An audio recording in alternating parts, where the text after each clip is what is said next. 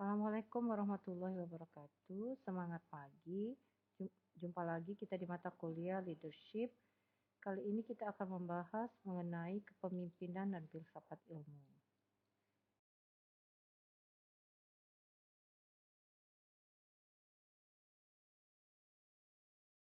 Baiklah, kita bahas terlebih dahulu definisi kepemimpinan.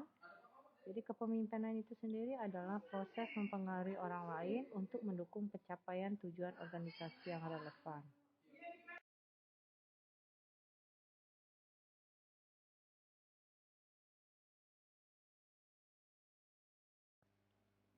Jadi ada 4 ciri pemimpin yang efektif. Pertama itu adalah mereka mampu memberikan arahan dan arti bagi orang-orang yang mereka pimpin atau orang sekitarnya di dalam organisasi mereka, ya, atau lingkungan, atau grup atau kelompok mereka. Nah, pemimpin ini sendiri harus mampu menumbuhkan yang namanya kepercayaan di dalam organisasi, dalam lembaga, dalam kelompok atau grup yang dipimpinnya. Lalu pemimpin itu sendiri mampu mendorong tindakan dalam pengambilan resiko, serta pemimpin itu mampu memberikan harapan kepada orang-orang yang dipimpinnya di dalam organisasi, lembaga, kelompok atau grup mereka yang mereka pimpin.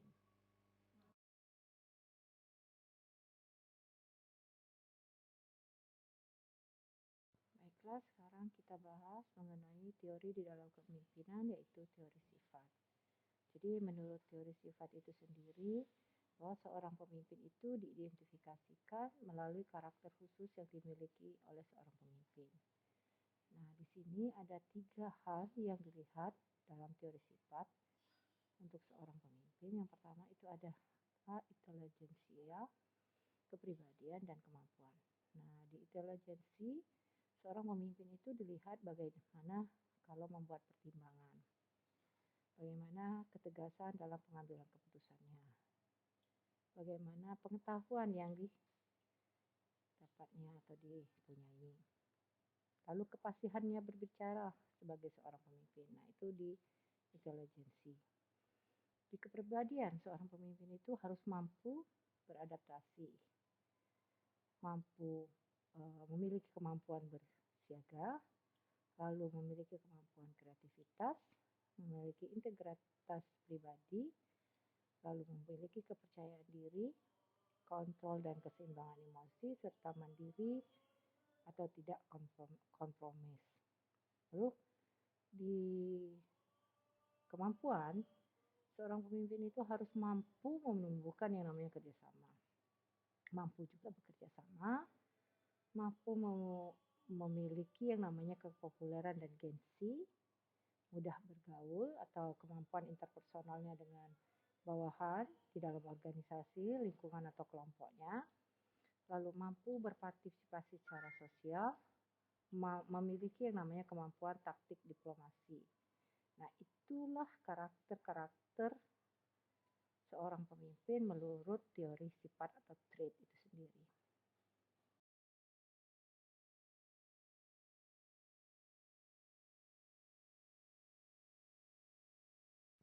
Lalu kita bahas bagaimana pendekatan perilaku di dalam kepemimpinan. Jadi yang akan kita lihat dalam pendekatan perilaku pada leadership ini sendiri adalah satu kepemimpinan yang terfokus pada pekerjaan atau job center. Maksudnya di sini adalah seorang pemimpin itu harus mampu fokus pada penyelesaian pekerjaan dan mampu menerapkan yang namanya supervisi yang ketat.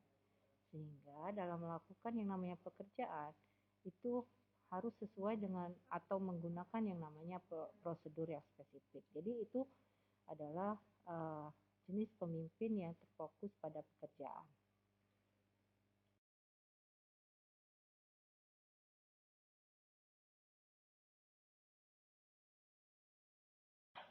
Di dalam pendekatan perilaku, ada juga pemimpin yang fokusnya pada karyawan atau employee center ya.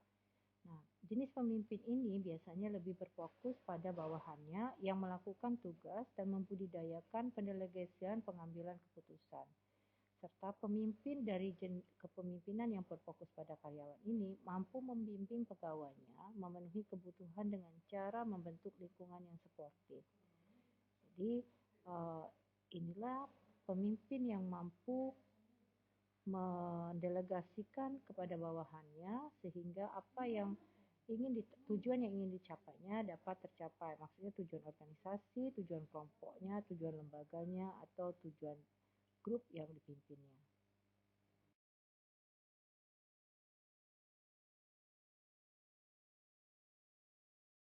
Baiklah, ini adalah grafik mengenai gaya kepemimpinan yang dibuat oleh Pusat Studi Ohio University. Anda bisa lihat di sini pada garis vertikal itu adalah orientasi pekerjaan dan pada garis horizontal itu adalah orientasi pekerjaan.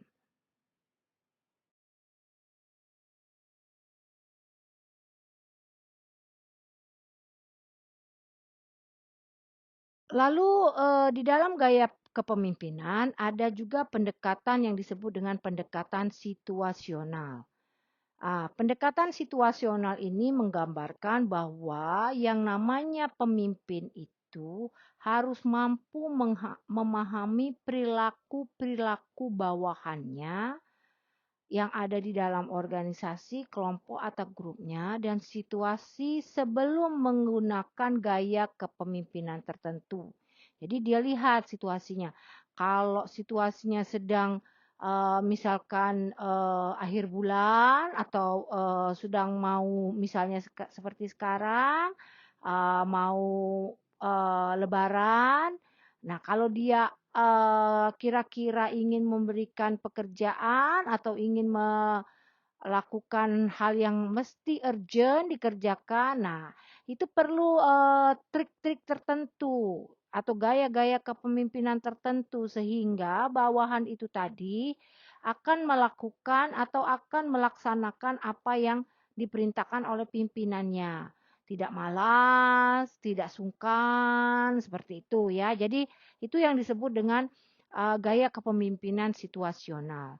Nah, di gaya kepemimpinan melalui pendekatan situasional ini terdapat atau mensyaratkan bahwa pemimpin itu harus memiliki yang namanya keterampilan diagnostik perilaku manusia. Nah, ini ya. Jadi dia harus paham mengenai perilaku-perilaku manusia tapi berdasarkan situasi yang ada saat ini yang atau situasi atau kondisi yang sedang berlaku.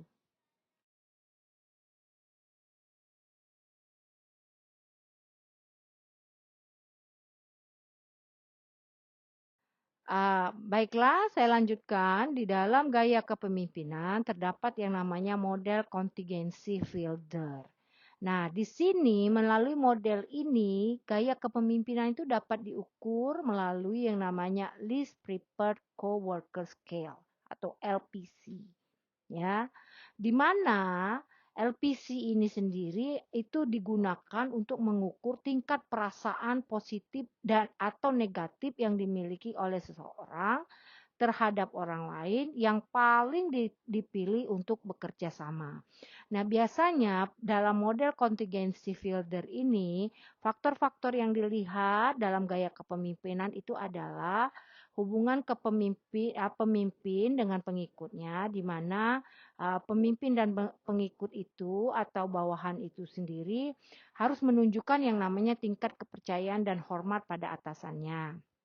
Lalu faktor yang kedua itu adalah struktur tugas. Nah, di sini dilihat sejauh mana tugas yang dilakukan oleh pengikut atau bawahan itu harus terstruktur. Nah, strukturnya bagaimana? Nah, itu yang perlu dilihat dalam struktur tugas.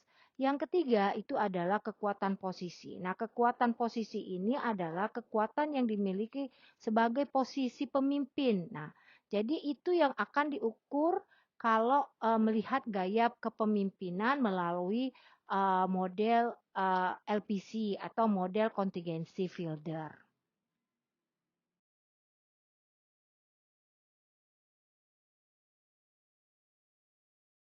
Nah, bisa dilihat di sini ya. Ini adalah rangkuman variabel situasional fielder dan gaya kepemimpinan. Jadi bisa dilihat bagaimana hubungan pemimpin dan anggota itu baik dari struktur tugasnya maupun dari kekuasaan posisinya. Nah, ini ada Kalau posisi baik itu kalau terstruktur dan tidak strukturnya bagaimana.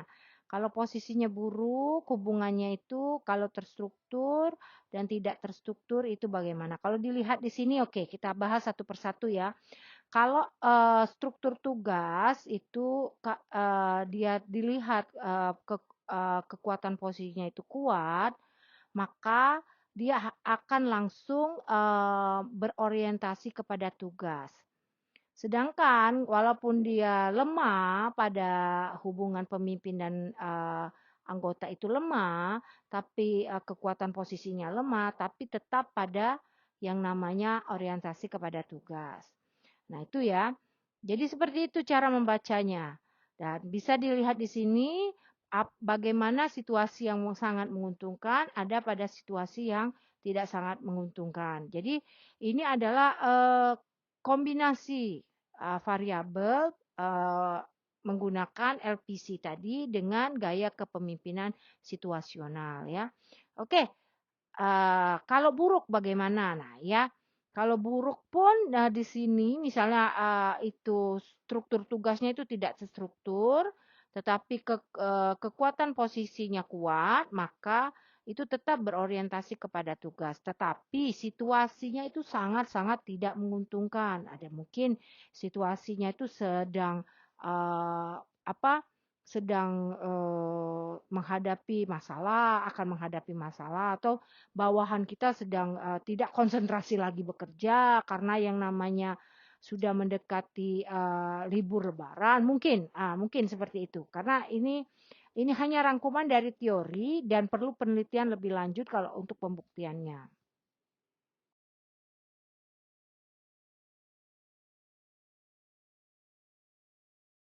Baiklah, model kepemimpinan yang selanjutnya itu adalah model Vroom and Jago. Nah, Vroom dan Jago ya, pada model Vroom and Jago ini adalah uh, model kepemimpinan yang menetapkan prosedur pengambilan keputusan yang efektif dalam situasi tertentu. Jadi dia bukan sesuai dengan struktur tugas, sesuai dengan kekuatan, posisi, tetapi dia melihat lebih ke prosedurnya. Nah, biasanya efektif keputusan pemimpin itu dari sisi prosedur itu bisa dilihat dari kualitas keputusannya itu sendiri. Jadi sejauh mana keputusan itu akan mempengaruhi kinerja secara prosedur. Lalu dilihat juga komitmen bawahan ya. Jadi seberapa penting bawahan itu berkomitmen atau menerima keputusan untuk diimplementasikan. Itu pun secara prosedural.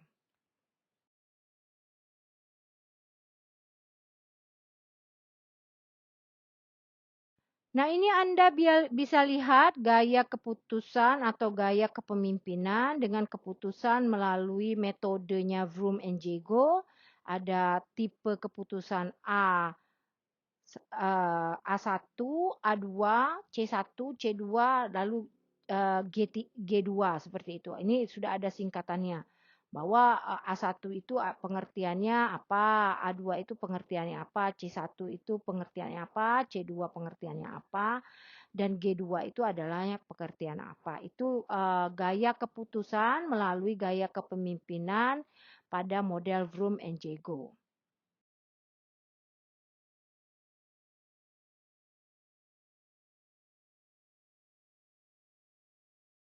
Nah, ini adalah aturan dasar dalam gaya kepemimpinan menggunakan yang namanya Vroom and Jago. Jadi di sini karena dia melihatnya secara prosedural, jadi ada panduan untuk meningkatkan yang namanya kualitas keputusan itu sendiri. Jadi yang pertama itu adalah menghindari atau hindari menggunakan A1 ketika pemimpin itu tidak memiliki informasi yang cukup.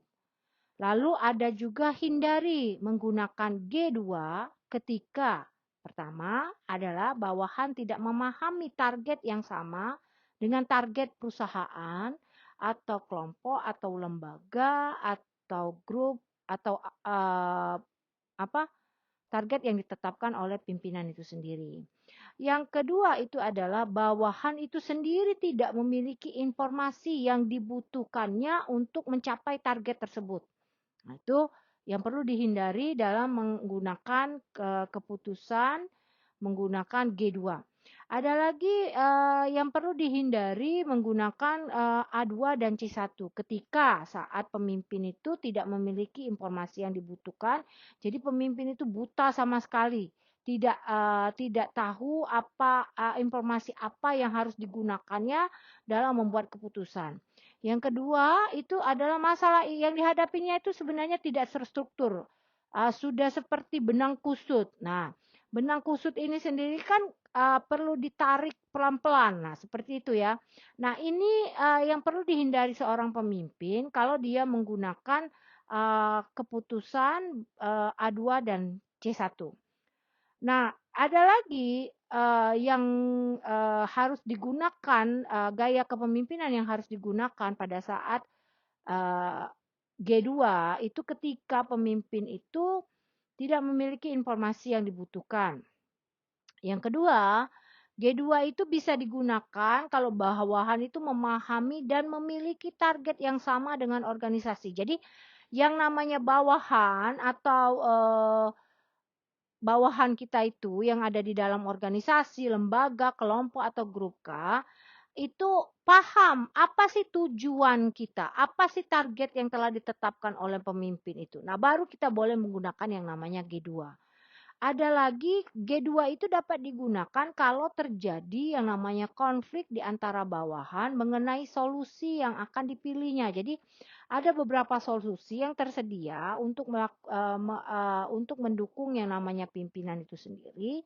Nah, solusi ini kan sometimes atau kadang-kadang itu terjadilah konflik di bawahan. Menurut si kelompok si A solusi yang diberikannya itu adalah yang terbaik. Si B, solusinya adalah yang terbaik. Nah, untuk menyatukan solusi-solusi yang ada ini, nah pemimpin itu perlu menggunakan yang namanya prinsip G2 atas dasar modelnya Vroom and Jacob.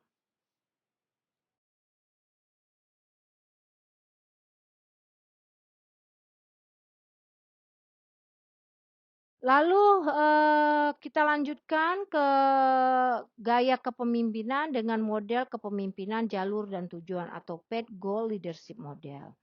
Nah, melalui model ini ya, seorang pemimpin itu dilihat dari pengaruh pemimpin itu terhadap persepsi bawahannya. Jadi persepsi ya. Jadi menurut model gaya kepemimpinan jalur tujuan ya, pemimpin itu dilihat dari persepsi bawahannya mengenai, nah, ya bukan persepsi pribadi, bukan persepsi personal, tetapi mengenai tujuan kerjanya, tujuan pengembangan dirinya, dan jalur pencapaiannya. Jadi tidak ada sama sekali bawahan itu menilai tentang personalnya pemimpin itu. Misalnya pemimpin itu suka marah-marah, pemimpin itu sukanya mukanya sangar, pemimpin itu keningnya mengkerut terus. Nah, itu tidak mempengaruhi pada model kepemimpinan jalur tujuan ini.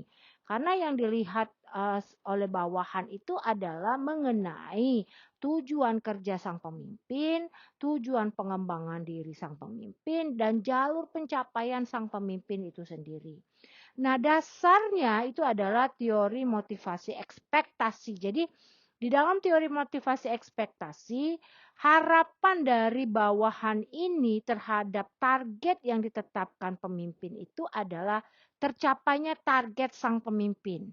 Jadi, uh, bawahan itu sangat berharap pada teori motivasi ekspektasi itu bahwa pemimpin itu akan bekerja sama dengan mereka atau bekerja sama dengan bawahannya di dalam organisasi, di dalam kelompok atau dalam grupnya untuk mencapai yang namanya target atau tujuan organisasi. Ya, tujuan organisasi kah, tujuan grup kah, tujuan lembaga kah, atau tujuan kelompok. Nah, Di dalam model kepemimpinan jalur tujuan ini ada yang namanya klarifikasi jalur. Nah, klarifikasi jalur ini adalah usaha pemimpin itu untuk memperjelas perilaku yang paling mungkin menghasilkan pencapaian tujuan. Jadi, pemimpin itu melalui klarifikasi jalur harus memperjelas sikapnya. Dia berdiri di mana? Dia berdiri di sebelah kanan atau sebelah kiri atau di tengah-tengah. Sehingga perilaku ini bisa dibaca oleh bawahan. Dapatkah perilaku sang pemimpin ini digunakan oleh bawahan untuk memotivasi yang namanya dirinya sendiri sehingga tercapailah yang namanya target pimpinan tadi.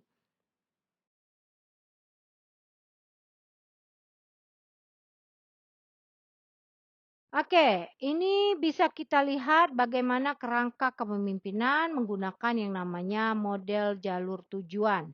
Nah, di sini ada yang namanya kategori perilaku pemimpin. Bagaimana dia menjelaskan alur, bagaimana orientasi penyampaiannya, sportif atau tidak terhadap bawahan, memfasilitasi interaksi produktif, pengambilan keputusan kelompok, networkingnya bagaimana, perilaku pemimpin tadi, mampukah dia memproyeksikan nilai-nilai yang ada di dalam organisasi atau kelompok atau grup atau lembaganya.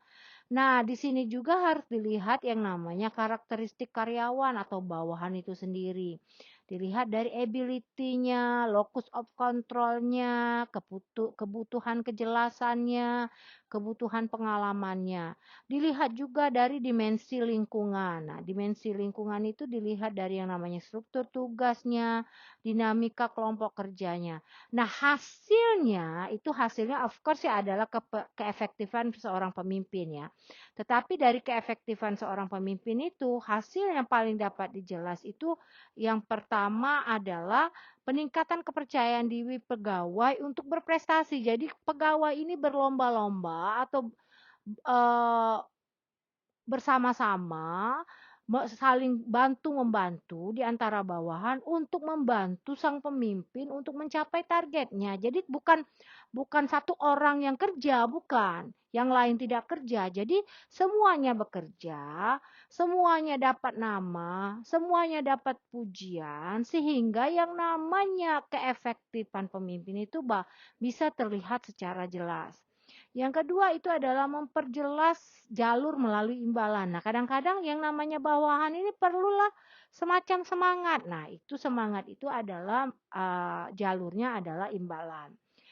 Harus juga pemimpin itu menetapkan yang namanya target yang menantang. Oke, dengan adanya industri 4.0, bagaimana target yang menantang. Nah, target yang menantang ini bagi sang pemimpin dia harus mampu menjelaskan kepada para bawahannya atau para karyawannya agar menolong sang pemimpin sehingga tercapainya target pemimpin itu tadi. Yang selanjutnya adalah penggunaan seluruh bakat di dalam kelompok. Jadi semua orang itu berbakat sehingga eh, bakat ini harus digunakan dengan sebaik mungkin.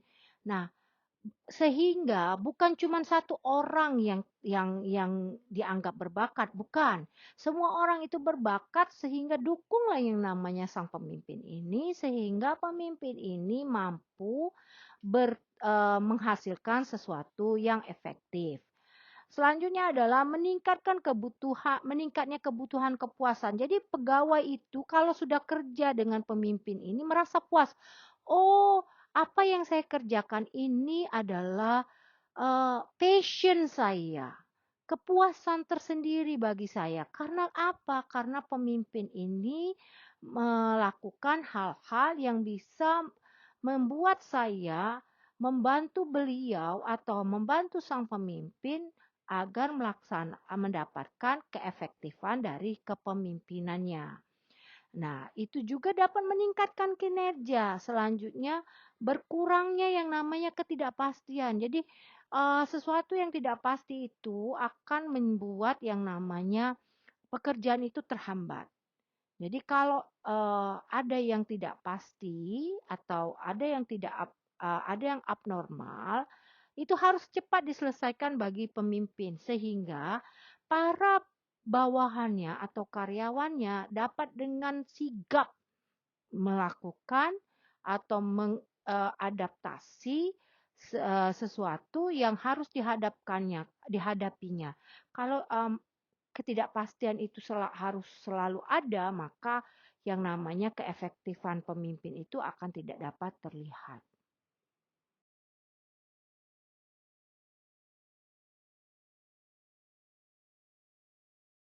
Lalu di sini gaya kepemimpinan dengan menggunakan yang namanya model kepemimpinan situasional Hersey and Blanchard, ya.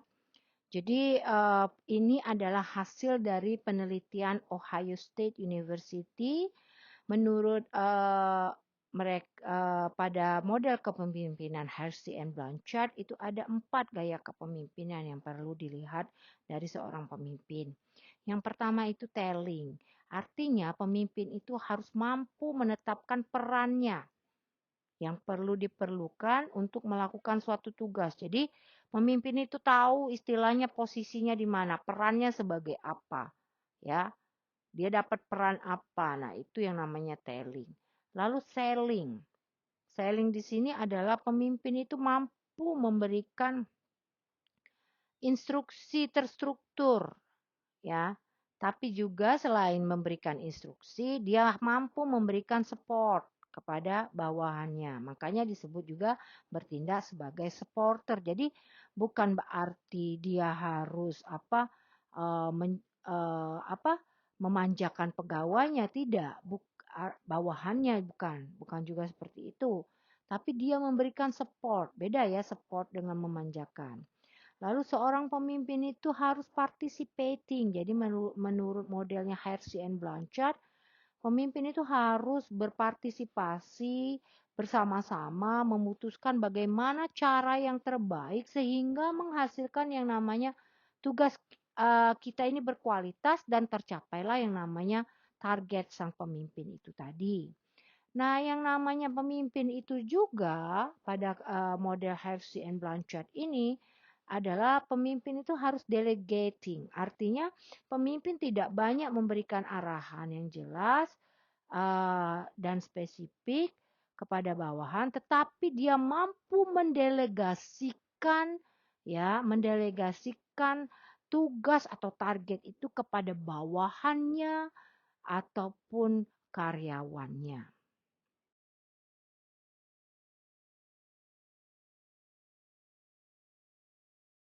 Nah, ini adalah grafik mengenai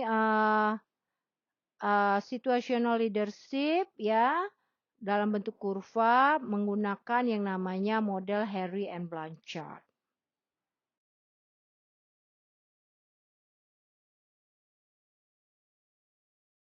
Lalu apa isu, konsep, dan perspektif lain mengenai yang namanya gaya kepemimpinan ini atau kepemimpinan ini sendiri?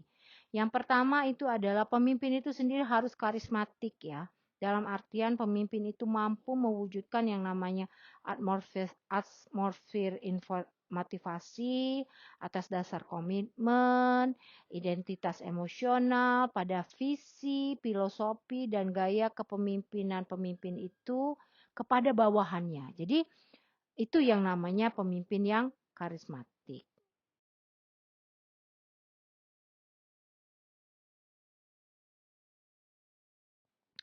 Baiklah, kita lanjutkan. Seorang pemimpin itu harus mempunyai yang namanya gaya kepemimpinan transaksional. Maksudnya di sini transaksional ini adalah pemimpin itu harus mampu membantu yang namanya bawahannya atau karyawannya untuk mengidentifikasi apa yang mesti dilakukan atau harus dilakukan untuk mencapai hasil yang diinginkan atau target yang telah ditetapkan oleh pemimpin itu. Nah, biasanya pada kepemimpinan transaksional ini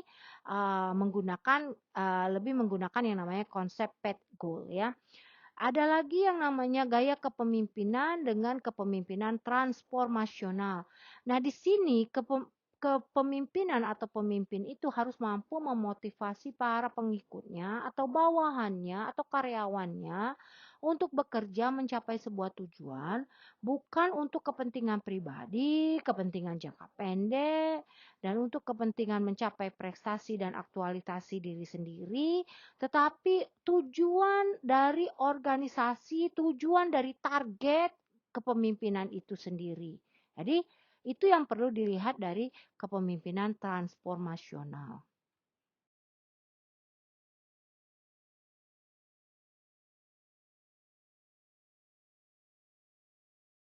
Lalu gaya kepemimpinan itu lagi ada yang disebut dengan pendekatan leader member exchange atau pertukaran antara pemimpin dan anggota.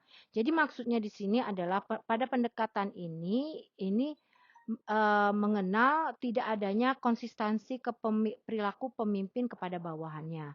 Nah, pada pendekatan ini juga pemimpin itu harus membina hubungan pribadi terhadap masing-masing bawahannya. Jadi seperti itu.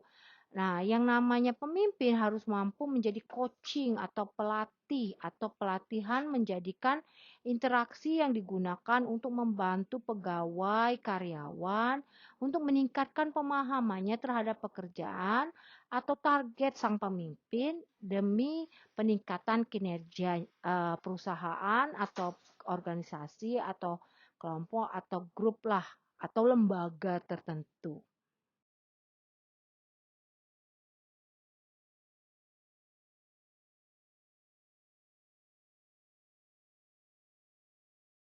Lalu ada yang lagi daya pemimpinan dengan kepemimpinan multikultural.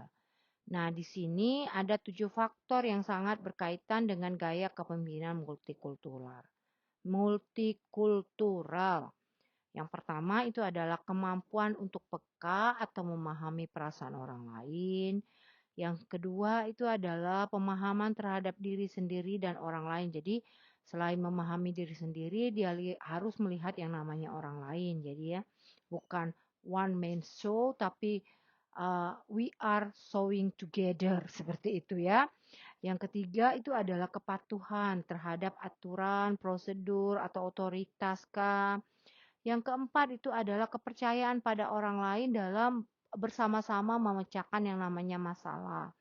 Yang kelima itu lebih memilih pengambilan keputusan kelompok daripada diri sendiri.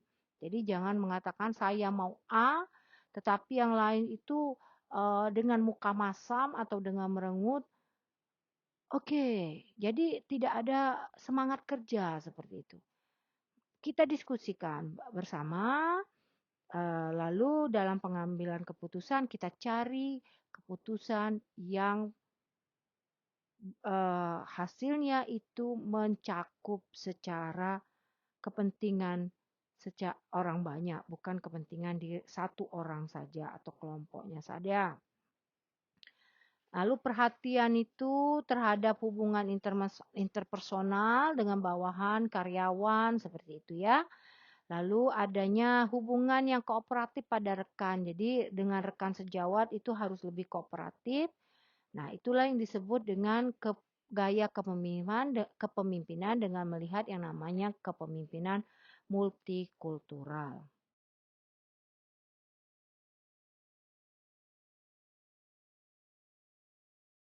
Baiklah, ini tugas Anda untuk materi kali ini. Silakan Anda kumpulkan melalui Google Classroom yang telah tersedia. Terima kasih.